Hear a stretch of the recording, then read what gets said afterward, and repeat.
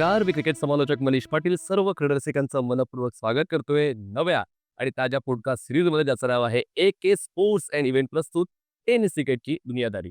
मित्रांनो, म्हणतात ना की काही फलंदाजांचा असा कल असतो की मैदान कोणतंही असो, नाव फक्त आपलंच चाललं पाहिजे आणि तशी भूमिका सातत्यानं आपण पाहिलेली आहे. असेच दिग्गज क्रिकेटपटू आज आपल्यासोबत आहेत, ते म्हणजेच कल्याणी घोरपडे सर. कल्याणी सर, आपलं मनपूर्वक स्वागत आहे. कसं वाटतं या पॉडकास्ट सिरीजमध्ये येऊन? फार चांगली संकल्पना आहे. जेणेकरून जे जुन्या काळचे क्रिकेटर आहेत काही, त्यांचे अनुभव सगळ्यांना ऐकायला मिळतील. कारण का पहिलं हे सगळं नव्हतं, हे सगळं. पण आता ज्याप्रमाणे खेळाडूंना जी प्रसिद्धी मिळते वगैरे, ते म्हणजे खूप चांगलं झालं खेळाडू लोकांसाठी. डेली रुटीन काय चाललंय तुमचं? डेली रुटीन माझं ऑफिस वगैरे आणि रेग्युलर सॅटर्डे संडेला मॅचेस असतात. मुंबई क्रिकेट असोसिएशनच्या पण मॅचेस असतात. तिथे पण मी ऑब्झर्व्हर म्हणून जातो किंवा त्यावेळेला नसेल तेव्हा बाहेरच्या मॅचेस पण खूप असतात. ते करत असतो मॅचेस. मग क्रिकेट चालू आहे की फक्त पंच? क्रिकेट चालू आहे. बँकेकडून आमच्या खेळ लेदर बॉलच्या फार ठराविक टुर्नामेंट टाइम्स वगैरे, पण आता एवढं नाही आहे. आता फार कमी झालं आहे क्रिकेट. म्हणजे आता जवळ आम्ही रिटायर्डच्या ह्याच्यामध्ये आहोत. मला 2 वर्ष आहेत आता रिटायर्डला. बस बाकी काही नाही. ऑफिसचं क्रिकेट फक्त थोडंसं चालू आहे बस. यशस्वी कारकीर्द तुम्ही प्रेक्षकांना दिलीत आणि ती कारकिर्दीची सुरुवात कधी झाली? आपण तुमच्याकडून जाणून घेणार आहोत. खऱ्या अर्थानं कसं फॉर्मॅट लेदर बॉलने तुम्ही स्टार्ट केलं की टेनिस बॉलने स्टार्ट केलं? तर मी पूर्वी वडाळ्याला राहायचो. वडाळा बीपीटी कॉलनीमध्ये राहायचो आणि माझी शाळा म्हणजे छबिलदास. छबिलदास म्हणजे क्रिकेटसाठी फार प्रसिद्ध शाळा. पूर्वी क्रिकेट तर म्हणजे छबिलदासमध्ये मोठमोठे क्रिकेटर, जे अजित वाडेकरपासून, जितू ठाकरेपासून मोठमोठे क्रिकेटर झाले तिथे सगळे. आणि आमच्या शाळेतच क्रिकेट असल्यामुळे आम्ही लहानपणापासून त्याची गोडी लागली आमच्या वडाळ्यालाच. मोठमोठे अनिल गोलतकर वगैरे, अशोक जगताप, चंदू मलोनकर, बाळा म्हणून होते मोठमोठे क्रिकेटर, खूप मोठे-मोठे. परत आमचे गावस्करबरोबर ओपन पण केलेले. तर तिकडे कॉलनीमध्ये खूप मोठमोठे क्रिकेटर होते. त्यांना बघूनच आम्ही पुढे गेलो. शिवाय शाळेत क्रिकेट असल्यामुळे आम्ही चांगलं क्रिकेटर झालो होतो थोडाफार. फायदा झाला शाळेचा. तुमचं नावच दमदार आहे आणि म्हणूनच त्या नावाचा फायदा सुद्धा संघाला झालेलाच आहे. आपण त्या गोष्टीकडे येणारच आहोत. पण सुरुवातीचा पहिला संघ आणि पहिली स्पर्धा याबद्दल थोडंसं? पहिला सुरुवात म्हटल्यानंतर मी 16 वर्षाचा असेल. 16च वर्षाचा असतो आणि सेमीफायनल होती शशी ब्राईट. शशी ब्राईट म्हणजे त्यावेळेचा मुंबईचा दादा संघ. येस. आणि मंगेश आदतराव म्हणजे खूप मोठं नाव. टेनिस क्रिकेटमधलं काय लेदर बॉल क्रिकेटमधलं त्यांच्याबरोबर मला ओपन करायला मिळालेली सेमीफायनल मॅच. कामगारला कुर्ला नेहरू नगरला त्यांच्याबरोबर मी ओपन केलेली. ती माझं म्हणजे फार मोठी गोष्ट होती माझ्यासारखी, कारण का तो फार मोठा फलंदाज मंगेश आदतराव. त्याच्यावर मी ओपन केलेली. तिथून माझी कारकीर्द चालू झाली त्याच्यासोबत. सुरुवातीची 5 वर्ष जी होती सोपी होती, मग की स्ट्रगल होतं, की लगेच पहिल्याच वर्षी तुम्हाला यश मिळालं? नाही, असं नाही, नाही. असं असं मला असं वाटत नाही, की कोणालाच पटकन यश मिळतं वगैरे. सुरुवातीला छोट्या टीमला खेळूनच नंतरच तुम्हाला यश मिळतं. तुमच्यामध्ये ती धमक असली पाहिजे. त्याशिवाय ते तुमच्या बाकीच्या टीम्स वगैरे तेव्हा बोलवत नाहीत किंवा काय आपल्या टीमसाठी वगैरे काही करता येत नाही. त्यामुळे हे सगळ्यांच्या ह्याच्यामध्ये असतं, स्ट्रगल पण असतंच असतं. म्हणजे सुरुवातीची 5 वर्ष वाटती तितकी सोपी नव्हती. पण खऱ्या अर्थाने पूर्ण टेनिस बॉल विश्वाला कल्याणी घोरपडे कुठल्या स्पर्धेत दिसले? आमची सनी टीम होती पूर्वी वडाळ्याची. आम्ही मुंबईमध्ये भरपूर खेळायचो त्यावेळेला. म्हणजे बऱ्यापैकी मोठ्या टीमबरोबर पण खेळायचो. आमची बरी मोठी एवढी मोठी टीम नव्हती सगळी. त्यावेळेला तशी मोठी होती. पण बाकीच्या मोठ्या टीमबरोबर आम्ही खेळत असताना कारण का त्या हिशोबाने आम्ही जे बॅटिंग करायचो, तर बाकीचे पण टीम बघायच्या आम्हाला. म्हणजे हा ना ह्याच्यातला कोण आहे वगैरे. ह्याच्यातला कोण आहे? हा हा आहे, कल्याणी आहे का? हां. मग असं करून ना काही ठराविक मोठमोठ्या टुर्नामेंटला त्यावेळेला कसं असायचं, मोठी एंट्री टाकायला जमायची नाही. बरोबर, छोट्या टीमला वगैरे. मग त्या मोठ्या टीमला खेळायला बघायचं. मग ते लोक मग आम्हाला बोलवायचे. मग तिथून जी जी स्टार्ट झाली, की मग स्टार्ट झाले ते झालंच नाही असं. मग एकूण किती संघातून तुम्ही खेळलात? मी सनीला खेळलो, टिळक चौकला खेळलो, शशी वाईटला खेळलो, राहुलला तर खेळलोच. कमीत कमी 20-22 वर्ष राहुलला खेळलो. म्हणजे मोठमोठ्या टीमला खेळलोच मी बऱ्यापैकी.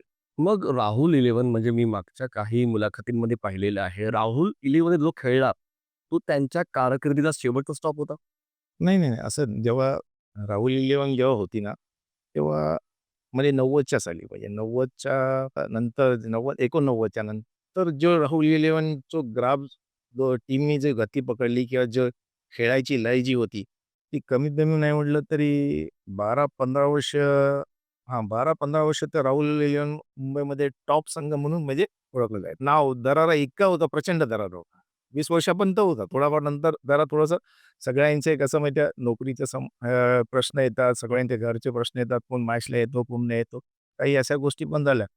त्यामुळे ना थोडंसं हे पण झालं म्हणजे त्याच्यानंतर मग थोडं वय पण लोकांचे म्हणजे सगळ्या प्लेयर लोकांचे वय झालेत बऱ्यापैकी म्हणजे त्यामुळे मग कोण आपापल्या सगळ्या ह्याच्यामध्ये प्रपंचामध्ये सगळे व्यस्त होत गेले तर थोडं मग डळमळीत थोडी म्हणजे कधी-कधी मग ही टीम, दोन्ही टीम मिळून वगैरे आम्ही एकत्र मॅचेस वगैरे खेळायचो म्हणजे असं. म्हणजे गटसे क्रिकेट जे होतं, म्हणजे जे जास्त वेळाचं क्रिकेट होतं, तुम्ही राहुलला खेळल्यानंतर बाबुलला जेव्हा आपण सोडून गेलात किंवा राहुल इलेव्हनसाठी वेळ देऊ शकला नाहीत, तर तो तुमच्या कारकिर्दीचा शेवटचा स्टॉप हो, हो. तर आम्ही कधी दुसऱ्या टीमला नंतर आम्ही फार खेळलोच नाही कधी.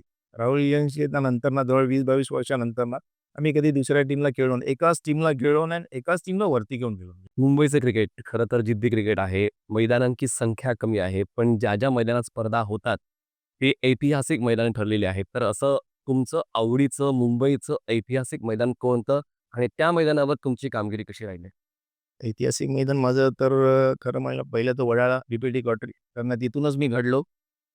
तिथूनच मोठा, तिथूनच नाव मिळालं वगैरे सगळं आणि सगळ्यात महत्त्वाचं म्हणजे चेंबूरला सुभाषनगर, जी आर-के ट्रॉफी व्हायची. ते माझ्यासाठी फार लकी मैदान होतं. तिथून जे माझं नाव झालं, आम्ही फायनल मारल्यानंतर मला बॅटिंग प्राइज मिळाली त्यावेळेला ₹25,000 वगैरे वाह! आणि खूप मोठी स्पर्धा म्हणजे इतकी म्हणजे म्हणायला गेलं टेनिसचा वर्ल्ड कपच म्हणावं लागेल हो. आणि इतकी शिस्तप्रिय की वेळेला इतकं महत्त्व आणि एकदम व्यवस्थित म्हणजे असं तिथे कोणी पब्लिक पण आतमध्ये जरा भले फेन्स नव्हत्या, पण कधी पब्लिक वगैरे आतमध्ये नाही यायचं तिथं कधी. एक पब्लिक नाही यायचं. पण मॅचेस ज्या व्हायच्या आणि राहुलसाठी तर ते ग्राउंड अतिशय त्याच्यातून तिथून मला जे आमचं जे नाव झालं राहुल यांचं, ते असता एका म्हणजे राहुलचं नाव काढता. कुठलाही कॅप्टन तुमच्यावर कोणत्या कारणासाठी भरवसा ठेवायचा? कसं असतं सिच्युएशन कधी-कधी अशी असायची, समजा तेव्हा 8 ओव्हरच्या मॅचेस असायच्या. बाबा लगेच 10 रनमध्ये एखाद दुसरी विकेट की तिसरी विकेट गेली वगैरे. बाबा अशी सिच्युएशन आली किंवा कधी-कधी असं बाबा जा 18-20 पाहिजेत तुला 2 ओव्हर. 18-20 म्हणजे त्यावेळेला खूप झाले कारण का त्यावेळेला सगळे बॉलर लोक एकदम दादा होते राईट. मग तो विश्वास माझ्यावर कॅप्टन टाकायचा. आणि आम्ही कित्येक वेळा ते आम्ही प्रूव्ह करून दाखवलं. अशा मॅचेस आम्ही भरपूर काढल्या मी तर. खूप म्हणजे खूप मॅच. अतिशय आठवणी, इतक्या आठवणी, इतक्या भरपूर आठवणी आहेत माझ्या मॅचेस काढल्या. एक आठवण तर नक्कीच आम्ही ऐकू शकतो तितका वेळ नाही आर-केचीच सेमीफायनलला आम्ही शशी परागपूर सेमीफायनल खेळत होतो. मॅच सिच्युएशन अशी की आमच्या 8 विकेट गेल्या जवळ-जवळ. समोर बंटी आणि मीच वगैरे आणि अनिल पटला म्हणून होतं. आणि मी नाबर टॉप मोस्ट बॉलर. आज पण मी असं नाही म्हणत. नाबर खूप मोठा बॉलर. त्यावेळेला मुंबईमधला टॉप मोस्ट बॉलर. आम्ही त्याच्या मी एका ओव्हरला ते मारले होते. त्याच्यानंतर मॅच आमच्याकडे आली आणि शेवटच्या ओव्हरला मी मॅच सगळी फिनिश केली. ती माझी सगळ्यात मोठी गोष्ट म्हणजे त्याच्यानंतर खूप नाव झालं माझं मुंबईमध्ये तर त्यावेळेला. फलंदाज ही भूमिका महत्त्वाची आहे. पण फलंदाजाला जो चॅलेंज देतो तो गोलंदाज. तर तुमच्या माहितीप्रमाणे असे 5 किंवा 6 कुठले गोलंदाज आहेत, त्यांच्यावर तुम्ही लक्ष ठेवून असायचे कारण ते तुम्हाला चॅलेंजिंग वाटायचे? त्यावेळेला असे 4 बॉलर म्हणजे एकदम हुकमी असायचे. पण त्यावेळेला मग टेनिसचा खरा क्रिकेट सांगतो मी. त्यावेळेला थोडंसं एक गोलंदाजी चालायची. त्यावेळेला प्रत्येक टीममध्ये चालायची. पण संदीप दळवी म्हणा, सुनील इंदोरकर म्हणा किंवा उदय नाबर हे बॉलर असे होते ना, की संतोष म्हणा, परत तुला सांगायचं म्हटलं तर अजित पतरून पण म्हणा. असे खूप म्हणजे बऱ्यापैकी आमचा अनिल पटला होता. असे आणि इतके चांगली बॉलिंग टाकायचे, की त्यांना खेळणं फार मुश्कील जायचं बॅट्समनला. मी स्वतः बघितलंय. तो फार सुनील इंदुरकर, संदीप वगैरे तर इतके भयानक बॉलिंग टाकायचे त्यावेळेला. करुणा वगैरे. त्यांना 5-5, 6-6 रन ठेवले म्हणजे ते लोक मॅच काढणार शेवटच्या ओव्हरला. असे बॉलर होते त्यावेळेला. म्हणजे टेक्निकवर क्रिकेट खेळलं जायचं. मग तुम्ही फलंदाज असा, गोलंदाज असा, क्षेत्ररक्षक असा किंवा एक पूर्ण युनिट असा. त्यावेळेला पण प्लॅनिंग खूप चालायचं, की कुठच्या सिच्युएशनला काय करायला पाहिजे. कोणाला सांगायला लागायचं नाही. आमच्या टीमचा राहुल इलियनचं एक ते फक्त थोडंसं मॅसेज जायचा का, पण प्रत्येकजण जो राहुल इलियनला एक वैशिष्ट्य होतं, की कुठच्या सिच्युएशनला काय करायचं ना, ते प्रत्येक प्लेयर बरोबर जाणून असायचं एकदम म्हणजे असं.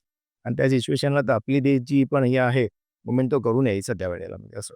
तुमचा स्वभाव नेमका कसा आहे क्रिकेटच्या मैदानामध्ये? कारण स्वभावाला खूप जास्त व्हॅल्यू दिली जाते. अग्रेसिव्ह की संयमी? नाही कसं असतं खेळताना थोडा ॲग्रेसिव्ह आहेच. मी खेळताना वेगळंच असतं, पण मी कधी असं बाहेर कधी म्हणजे हे नाही. मी कधी कोणाची लफडी किंवा मला आठवत नाही, की माझं कधी माझ्या लाईफमध्ये क्रिकेटसाठी भांडण झालं वगैरे, कधीच नाही. पण एकदा ग्राउंडमध्ये उतरलं, की मग ते ॲग्रेसिव्हच असतं. तर अग्रेशन तर आहेच महत्त्वाचं. ते संघासाठी महत्त्वाचं सुद्धा आहे. कारण तो समतोल तुमचा कर्णधार राखत असतो. तर असे काही निवडक संघ ज्या संघासोबत खेळताना मजा यायची? प्रेसी आहे, समजा शशी ब्राईट आहे, मार्टिनेज आहे, परत अमृत आहे. हे टॉप मस्ट क्रिकेट संघ होते, टॉपचे क्रिकेट. त्याच्याबरोबर प्रत्येक वेळेला मजाच आली आहे. भरपूर खूप मजा, एन्जॉय आम्ही खूप करायचो ह्या संघांबरोबर. नोट मॅचेस असे व्हायचे, की म्हणजे लास्ट बॉलपर्यंत मॅचेस व्हायच्या. पण इतकी मजा या 4 टीमबरोबर खेळायला यायची ना, खूप मजा यायची. एक किस्सा आम्हाला ऐकायला आवडेल कारण तो अनुभव या काळच्या नवोदित क्रिकेटपटूंपर्यंत आम्हाला पोहोचवायचा आहे, की कसं गटसी क्रिकेट तुम्ही खेळायचे आणि नक्कीच तो आदर्श आपण जपला पाहिजे. अलिबागचा किस्सा सांगतो तुम्हाला. एक नाईट टूर्नामेंट होती. आमची नर्बराजीन होती आम्हाला आणि हलका बॉल, गुड शॉट बॉल. त्यांचा नो लॉस ना 26ला आहे ना, नो लॉस त्यांचा आणि त्यांना 4 का 5च रन करायचे. शेवट बॉल ओव्हरपर्यंत मॅच आली. हं. आणि महेश मकवाना टाकत होता. लिटरली त्याच वेळेला काय, की आम्ही कीपर पण काढलेला त्यावेळेला. राइट. किस्सा तर एकदम जगप्रसिद्ध ना. आम्ही त्यावेळेला मला आठवतं आम्ही कारण पाठीमागे गेलं तर एकच रन डिक्लेअर. लावायचं कुठे तर आम्ही असे करून ना, तो एक किस्साच झालेला. मला मला तो आठवतो, की की एखाद्या मॅचला कीपर पण नाही आहे म्हणजे. असा किस्सा झालेला तो आणि तो एक म्हणजे आठवणीतला किस्सा आहे म्हणजे असं बाकी काही नाही.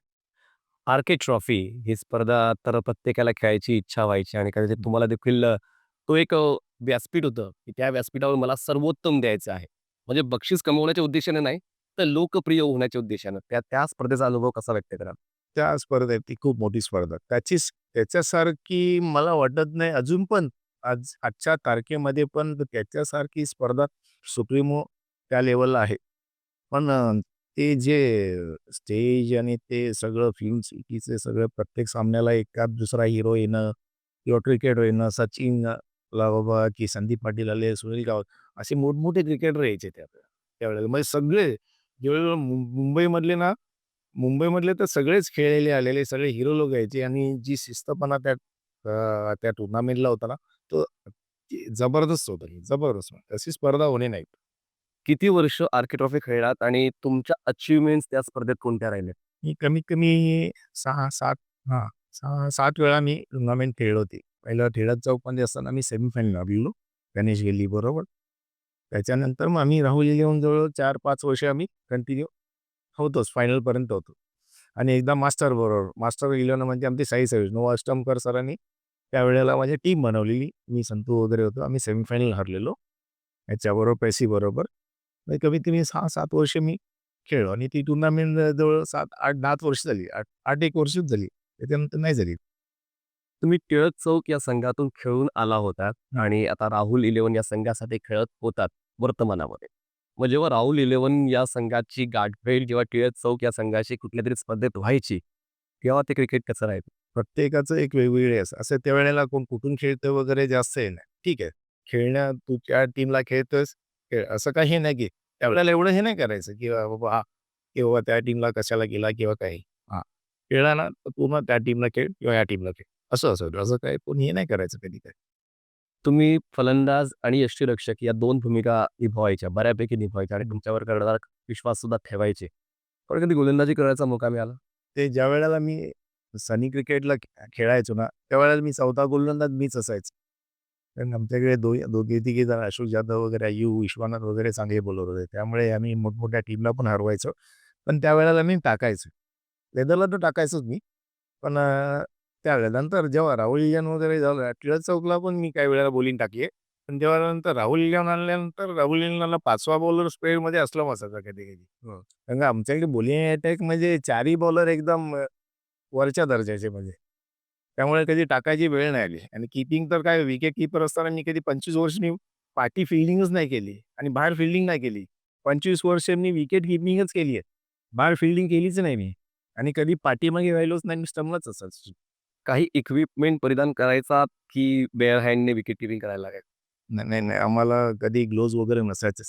मला एक आठवतं प्रशांत मोमेरेला करुणाच्या एका बॉलिंगला आम्ही किशोर सिद्धीला स्टंप केलं होतं, तर मग अजित पै एक रणजी ट्रॉफी प्लेयर होते. त्यांनी मला ते टी-शर्ट गिफ्ट केलेलं आहे एका स्टंपिंगवर. ती एक माझ्या आठवणीतली गोष्ट आहे. गोल्डन पिरियड प्रत्येक क्रिकेटपटूच्या कारकिर्दीमध्ये असतो. ज्या कारकिर्दीच्या त्या पॅचवर, त्या पर्पल पॅचवर त्याचाच फक्त नाव लिहिलं जातं आणि त्याच्यामुळे तो देखील तुमचा पर्पल पॅच कधी होता, हे प्रेक्षकांना ऐकायला आवडेल. 90 ते समजा 97-98 पर्यंत 7-8 वर्ष, 7-8 वर्ष. 7 ते 8 वर्ष आम्ही भयानक म्हणजे जबरदस्त म्हणजे आमची टीमच जबरदस्त आणि खूप फॉर्ममध्ये इतके फॉर्ममध्ये होते, की मी असं अतिशयोक्ती सांगा राहुल इलेन म्हटल्यानंतर जरा सगळे संघ दबकायचे आमच्याबरोबर खेळायला वगैरे. कधी-कधी 8 टीम पूर्ण नाही व्हायच्या एखाद्या टुर्नामेंटची. राहुल इलेनची एंट्री आहे म्हटल्यानंतर हे सत्य परिस्थिती आहे. म्हणजे कोणाला मला टीमसाठी कोणाला वाईट बोलायचं वगैरे नाही. पण ही सत्य परिस्थिती होती. काही राहुल आहे म्हटल्यानंतर काही लोक ना लेट यायचे किंवा तिथून जायचे पण. असं पण कधी-कधी झालेलं आहे म्हणजे. नावाजलेले संघ, ज्यामध्ये नावाजलेले खेळाडू आहेत आणि त्या संघांची एक विशिष्ट ओळख या मुंबई टेनिस क्रिकेटमध्ये आहे. तर राहुल 11 सोबतच तुम्हाला काय वाटते, असे कोणते संघ आहेत ते खरंच लोकप्रिय होते?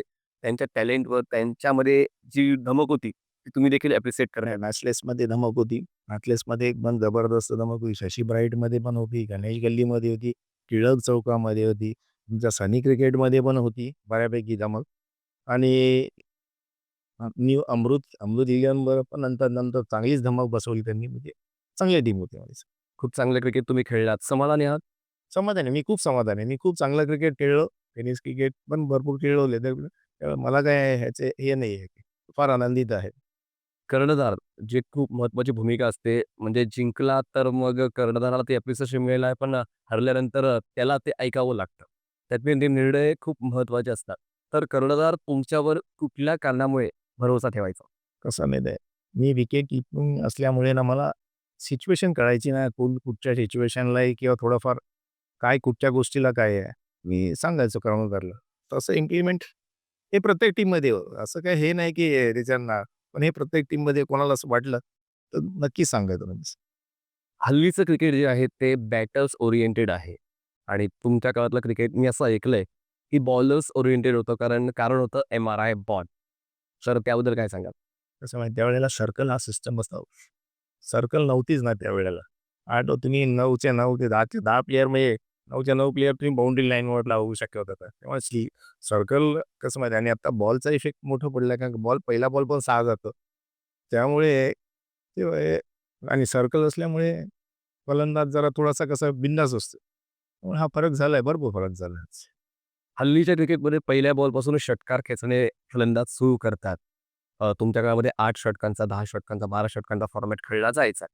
तर त्यावेळी ही स्ट्रॅटेजी असायची, की थोडं वेगळ्या पद्धतीने खेळलं जायचं क्रिकेट. नाही, कसं असतं नाही कधी-कधी एखादा बॉलर वगैरे लूज मिळाला किंवा काय, त्यावेळेला एखादा चान्स बॅट्समन घेतो, त्यावेळेला व्हायचं असं. पण अवचित फार कमी, फार कमी. कारण का सिंगल डबलचाच जास्त घ्या.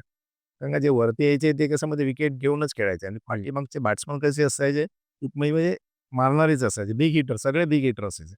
त्यामुळे नंतरच्या ओव्हरला म्हणजे 4 ओव्हरला किंवा 3 ओव्हरला स्कोर कसा 25-30 होईल हेच बघायचे. पण सुरुवातीला सिंगल डबलच खेळायचे. फलंदाज या नात्याने गोलंदाज कोणता आहे, हे ओळखणं तितकंच महत्त्वाचं आहे. तरच आपण अटॅक किंवा डिफेन्स करू शकतो. तर असे गोलंदाज जे तुम्हाला खेळताना कठीण जायचे किंवा त्यांच्यामध्ये खरंच वेगळी क्वालिटी होती इतरांपेक्षा? नाही सतीश शेट्टी पण होता. सतीश शेट्टी कसं म्हणजे प्रत्येक बॅट्समनला फार जड गेलेला आहे तसा.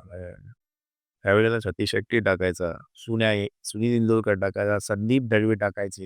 हे ना मी बघितलं अक्षरशः ह्यांना खेळणं म्हणजे बॅट्समन लोकांना फार इझी नव्हतं. इझी नव्हतं. हे 3-4 बॉलर आमचा पटला होता. फार डिफिकल्ट जायचं ह्या लोकांना खरं तर. त्यांच्या कारण मी बघितलंय का जे संदीप दळवी किंवा सुनील इंदुरकर यांनी हार्डली म्हणजे नाही म्हटलं तरी फार त्यानंतर त्याने मार्कला असेल वगैरे. पण जेव्हा त्यांचा पीक वेळ त्यांनी 2-2, 3 2-2 वगैरे 1-1 रनवरच्या ओव्हर टाकलेल्या आहेत. 2 ओव्हरला 2 किंवा 3च रन द्यायचे, 4-5 विकेट उचलून जातायचे. असंच.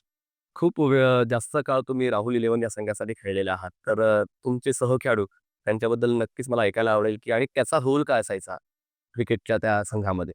ओपनिंगला असायचे चंद्रा, अभय. ते कसे सिंगल डबल करून म्हणजे पहिल्या 4 ओव्हरला बाबा आला की नाही आणि त्यांना सिच्युएशन कुठच्या सिच्युएशनला आउट व्हायचं वगैरे ते पण माहिती असायचं मग. कारण का आपल्याकडे अजून प्लेयर आहेत मानणारे वगैरे. असे होते सगळे. करुणा कसा करुणा बॉलिंग पण टाकायचं, पण सिच्युएशनला लगेच कुठे छगा वगैरे मारायचा. माझी पण तीच परिस्थिती. कुठच्या सिच्युएशनला काय स्कोर कमी झाला, की मी जाऊन मारायचं वगैरे. अजय वांतेकर म्हणा, असंच होतं. शशी साटम पण होतं. शशी साटम कसं होतं, ओपनिंगला जायला पण होतो, परवाला बॉल पण मध्ये मध्ये मारायचा, म्हणजे राम मारायचा असा होता. असे बरेचसे प्लेयर होते ते. मग प्रत्येक संघासमोर स्ट्रॅटेजी बदलायची की स्ट्रॅटेजी. ते प्रत्येक संघाबरोबर ना बॉलर वेगळे असायचे. कसं माहिती आहे, बाबा संधी दळवी आला. त्याच्या वेळेला कोण बॅट्समन गेला पाहिजे का, त्याला कोण चांगला खेळतोय किंवा सुन्याला सुन्या तर आमच्या प्रत्येक टीमची असं नाही, सुन्याला कोण चांगला खेळतो, त्याला सुन्यासाठी पाठवायचं वगैरे, हे प्रत्येक टीममध्ये असायचंच. हा बोलून हा चांगला खेळतो, ह्या बॉलरला हा चांगला खेळतो, ह्याला पाठवा, असं असायचंच. काही निवडक स्पर्धा ज्या ठिकाणी तुमचे चाहते तुम्हाला पाहण्यासाठी यायचे आणि त्या स्पर्धेने नक्कीच खूप काही तुम्हाला दिलंय. तर अशा मुंबईतल्या काही निवडक स्पर्धा ज्या खेळताना खूप मजा आली? आर.के. ट्रॉफी मजा यायची. बादल बिजली बरका मी 2 वर्ष खेळलो, पण ते 2 वर्ष पण फार खूप चांगली. आणि शिवाय सह्याद्रीची एक टुर्नामेंट व्हायची, वाशीची एक टुर्नामेंट व्हायची, सगळ्या मोठमोठ्या टुर्नामेंट व्हायच्या. या खेळताना फार मजा यायची, पण त्यावेळेला त्या टुर्नामेंटचा क्रेजच वेगळं होतं म्हणजे. लक्षात राहणारी स्पर्धा नक्कीच आर.के. ट्रॉफीचा तुम्ही जसा उल्लेख केला. पण आता शतक आणि अर्धशतकं ही देखील तितकीच महत्त्वाची असतात प्रत्येक क्रिकेटपटूसाठी. तर आतापर्यंत कारकिर्दीमध्ये शतकं किती झळकवलीत आणि अर्धशतकं किती पूर्ण केले? एक शतक मारलं, एक 100 मी अलिबागला केले होते. आणि बाकी मुलं 7-8 अर्धशतक मला आठवण पण नाही असं. कारण आम्ही इतकं खेळलोय, की 25 वर्ष इतकं खेळलोय, की कुठच्या मैदानात, कारण का आम्ही कधी-कधी दिवसातून 2-2, 3-3 टुर्नामेंट खेळत असायचो. शनिवार, रविवारी म्हणजे असं इकडे जा, इकडे जा, इकडे जा. खूप त्यामुळे आठवणं पण फार मुश्किल आहे मला. तर मग ते करिअर खूप चांगलं चाललं होतं. तर मग ते थांबलं कसं? एकदा 40ची झाली, की कसं म्हणजे आमची राहुल गेम पण त्यावेळेला म्हणजे जरा थोडीशी कमजोर झाली. म्हणजे सगळे आपापल्या प्रपंचामध्ये गेले सगळे. त्यामुळे कोण प्लेयर येणं, न येणं हे सगळं आता हे होलं. आणि नवीन प्लेयर त्या दमाचे मिळाले नाहीत त्यावेळेला. नंतर जे जॉइन होणारे आहेत ना, ते त्या दमाचे नाही मिळाले. सगळे त्यात स्टॉप झालं. मग परत येण्याचा विचार कसा आला? म्हणजे पंच ही भूमिका म्हणजे पुन्हा एकदा क्रिकेटने तुम्हाला बोलावलं, आमंत्रण पाठवलं आणि ते कसं तुम्ही स्वीकारलं? आता मी अंपायरिंग करुणा कोटिन वगैरे आम्हाला भेटले. तर करुणा बोलला, "तू माझ्याबरोबर कर, आपण करूया चांगलं वगैरे." मग आम्ही JPL जुन्नरपासून मी करुणाबरोबर जायला लागलो. आणि तिथून मग आम्ही सतीश कुरूप वगैरे आम्ही एकत्र सगळे चांगले अंपायर्स वगैरे घेऊन आणि चांगल्या टुर्नामेंट आम्हाला मिळाल्या. आणि चांगली अंपायरिंग करत असल्यामुळे आम्हाला सगळीकडे म्हणजे थोडेसे बोलवायला लागले. आणि रिझल्ट पण त्यांना मिळाला. असं नाही की आम्ही उगाचच काही पण वगैरे, सगळेच रिझल्ट मुळे आता ही सिच्युएशन आहे म्हणजे अंपायरिंगची आमची. लॉची माहिती, क्रिकेट खेळण्याचा अनुभव आणि वय या सर्व गोष्टींचा संकलन तुम्ही साधलात तर तुमच्यावर विश्वास ठेवून आयोजकांनी खरंच वेगवेगळ्या स्पर्धा गाजवल्या असं देखील मी म्हणू शकतो. कारण क्रिकेट खेळतात, पण पंचांचे निर्णय जर अचूक राहिले, तर मग त्या स्पर्धा अजून जास्त यशस्वी होतात. तर त्या यशस्वी स्पर्धांचा आढावा घेण्यासाठी देखील आम्ही उत्सुक आहोत, की कोणत्या-कोणत्या स्पर्धा तुम्ही अंपायर म्हणून कव्हर केल्यात? तर मग तुम्हाला सांगू, JPL आहे, परत NB ट्रॉफी आहेच, प्रहार आहेच, नालन प्रीमियर लीग केली, 10 PL केली. सॅटिस्फॅक्शन खूप महत्त्वाचं आहे. म्हणजे कुठलाही तुम्ही रोल अदा करा, फलंदाज, विकेटकीपर, बॉलर, अंपायर, कॉमेंटेटर. तर क्रिकेटच्या या खेळाने सॅटिस्फॅक्शन दिलं? हो, खूप आनंद पण खूप दिला, सॅटिस्फॅक्शन मिळालं आणि समाधान पण मिळतं. कधी आम्ही अंपायरिंग चांगली करतो ना, तर कोणी बोलतात ना, फार चांगली अंपायरिंग्स वगैरे, तर मला बरं पण वाटतं. नाही आपण खेळलोय, त्याचं काहीतरी सीज झालंय. लोकं बाबा चांगलं अंपायरिंगची पण हे करतात. अंपायरिंग तर तुम्हाला माहिती आहे जग किती बेकार असतं. फार बेकार जग. त्यामुळे असं कोणी काही बोललं तरी जरा मनाला समाधान पण वाटतं. तुमच्या काळामध्ये ब्रॉडकास्टिंग नव्हती. म्हणजे जे काही मैदानात चाललंय, ते रिपीट कोण पाहू शकत नव्हतं. मोबाईलचा सुद्धा शोध त्यावेळेला लागला नव्हता. मग जेव्हा तुम्ही क्रिकेट खेळायचात आणि पंचांचा निर्णय तुम्हाला अमान्य असायचा, तर तुम्ही आर्ग्युमेंट करायला जायचे का? नाही, आर्ग्युमेंट मी कोणी पण सांगेल मुंबईमध्ये माझ्या वेळेलाच आहे. कधी मी पंचांकडे गेलो पण नाही, की काय बघ कसं किंवा काय किंवा कधीच नाही. उलट कोण जायचं त्याला मी थांबवायचो नाही. ठीक आहे, चालू करायचं. पण कधी मी माझ्या लाईफमध्ये नाही गेलो मी पंचांकडे कधीच. आणि आता कसा तुम्ही जेव्हा स्वतः पंच आहात, तर तो अनुभव कसा व्यक्त कराल? टेनिस क्रिकेट म्हटल्यानंतर ना, काही मॅचेसमध्ये असे प्रसंग येतात ना, ते होतात पण त्याला तुम्ही कसं उत्तर द्याल किंवा ती मॅच सिच्युएशन कशी सांभाळून घेतली पाहिजे, हे तुमच्यात ते टॅलेंट पाहिजे किंवा ती टेक्निक पाहिजे तुमच्याकडे. ती मॅच सांभाळून घेणं किंवा कुठच्या प्लेयर प्रश्न आला तर त्याला काय उत्तर दिलं पाहिजे. तुमच्या बोलण्यामध्ये पण तेवढं ना, तो प्लेयर तिथे लगेच थंड होतो. पंच म्हणजे फक्त षटकातले 6 चेंडू बोजणं किंवा व्हाईट बॉल, नो बॉल देण्याचं नाही, तर रखरखत्या उन्हामध्ये कसंही सिच्युएशन असू द्या, समोरच्या तणावाला झुगारून, समोरच्या अपीलला बाजूला ठेवून, लक्ष देऊन आपलं कौशल्य जोपासणं म्हणजे पंचाने खूप चांगल्या पद्धतीने तुम्ही हा थँकलेस जॉब निभवतायत. त्याबद्दल तुमच्या कारकिर्दीला नक्कीच सलाम आहे. सर्वात जास्त विनोदी कोण होता तुमच्या संघामध्ये? सगळ्यात विनोदी म्हणजे सुनील तेंडुलकरच. तो सगळ्यांची भंकस करणं वगैरे, तर त्याच्याकडेच असतं तो भंकस करणं वगैरे. बाकी असं कोण एवढं नाही. बंटी फार नंतर आला राहुल इल्हार, पण तो पण आपला भंकस वगैरे भरपूर करायचा म्हणजे. तुमच्याकडे एक चांगलं ज्ञान आहे क्रिकेटचं. तुमच्याकडे अनुभव आहे. तुमच्याकडे लॉची माहिती आहे. आजकालचं रेग्युलर क्रिकेट थोडं फास्ट चाललेलं आहे आणि काही क्रिकेटपटूंना त्या लॉची माहिती नाहीये समजा. तर त्यासाठी काउन्सिलेशन सेशन किंवा अकॅडमी त्यांनी क्रिकेटची भविष्यात व्हायला हवी का? तुमचं मत? मी मला सांगू आता आवळे गावकर एक पंच आहेत, तुम्हाला माहिती असेल. त्यांनी मराठीमधील लॉचे टेनिस बॉलसाठी घ्या आणि क्रिकेटसाठी एक पुस्तक काढलं. ते जरूर घ्यावं. क्रिकेटवर खूप चांगलं ज्ञान आहे त्यांना आणि चांगली लॉची माहिती आहे. मैदानात जाता, पूर्ण दिवसभर मैदानात थांबता, आजूबाजूलाचा वातावरण पाहता, एका हातात बॅट आहे, एका हातात बॉल आहे. कधी हात शिवशिवतात की मला पुन्हा एकदा क्रिकेट खेळायचंय? हो, हात तर नेहमी शिवशिवतात. जरा थोडंसं बॅट पाहून कधी-कधी असं खेळतो पण म्हणजे असं नाही. कधी-कधी मनाचे 4-5 बॉल टाकले वगैरे आपलं असंच. मनाची समाधानी म्हणून क्रिकेटर असल्यामुळे हे सगळं स्वाभाविक आहे, हे होतंच. फॅमिली सपोर्ट खूप महत्त्वाचा आहे आणि तुम्ही इतकं मोठं क्रिकेट खेळलेलं आहात, भव्य आणि विकसित क्रिकेट खेळलेलं आहात, वेगवेगळ्या फेजमध्ये खेळलेला आहात आणि फॅमिलीला कसं मॅनेज केलं आणि फॅमिलीचा सपोर्ट कसा राहिला. आता सुद्धा जेव्हा तुम्ही अंपायरिंगला विदेशात जाता, फॅमिलीचा सपोर्ट असल्याशिवाय हे करू शकत नाही. कारण फॅमिलीचा माझ्या मिसेसचा वगैरे खूप सपोर्ट मिळाला मला. बघू कारण का लहान मुलं असताना ते त्यांचं सगळं शाळेमध्ये हे सगळं करणं, की आम्ही टूर वगैरे असतं, हे सगळं सांभाळणं सोपी गोष्ट नाही. तर फॅमिलीचा भरपूर सपोर्ट मिळाला मला, खूप सपोर्ट मिळाला. तुमच्या सहखेळाडूंची माहिती ज्यांना तुम्हाला थँक यू बोलायचं आहे, यादी मोठी असेल. पण खरंच ज्यांनी खूप सहकार्य केलं, जेव्हा तुम्हाला गरज होती, तेव्हा तुमच्यासोबत राहिले, तुम्हाला मार्गदर्शन केलं, तुम्हाला सल्ले दिले, अशा मित्रांना थँक यू बोलायचं असेल तर त्यांची नावं नक्कीच तुम्ही घेऊ शकता या पॉडकास्टच्या माध्यमातून. श्याम वागळे आहेच.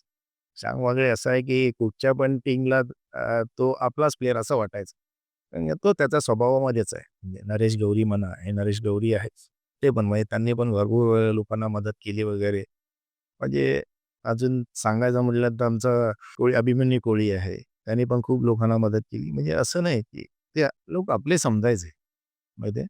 आणि श्याम वगैरे तुम्हाला सगळ्या प्रत्येकाच्या नावावर त्याचं तोंडावर नाव असतं. पण कुठचा पण तुम्ही टीमचा प्लेयर्स घेतला, की त्याच्यावर श्याम वागळेचं नाव असणारच. AK स्पोर्ट्स अँड इव्हेंट्स हे आपण YouTube चॅनल लॉन्च करतोय. हे पॉडकास्ट सुद्धा जे आहेत ते आपण कॅप चॅनलवर YouTubeवर सेंड करत आहोत, प्रसारित करत आहोत.